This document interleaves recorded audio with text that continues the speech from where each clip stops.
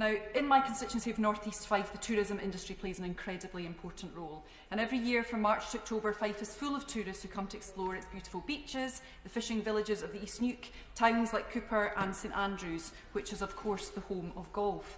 And because of the pandemic, all of this has been put on hold.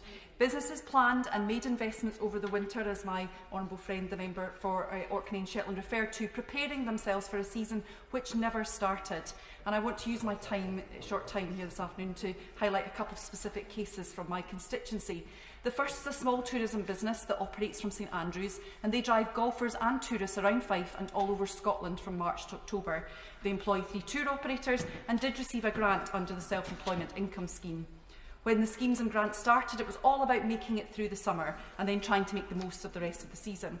But the reality has been for them that there is no business. They rely on Swedish and American tourists, and none of them have come. They are ploughing all their money into getting to March 2021, when hopefully the new tourism season will begin.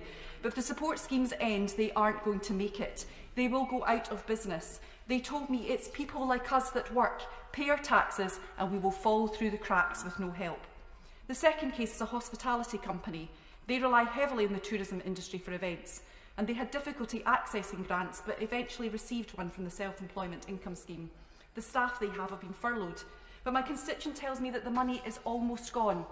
If there is not funding for self-employed continued, furlough kept on in some means until events can safely reopen and a portion of staff wages reimbursed, we will go down and we feel we don't have a voice.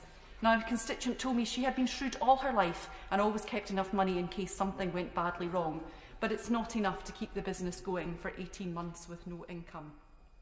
I also want to highlight the many seasonal workers I have in my constituency who work in hospitality and other industries and mainly work from March to October. They never started their contracts in the first place, and they've been left to discover that the safety net of welfare has many, many holes.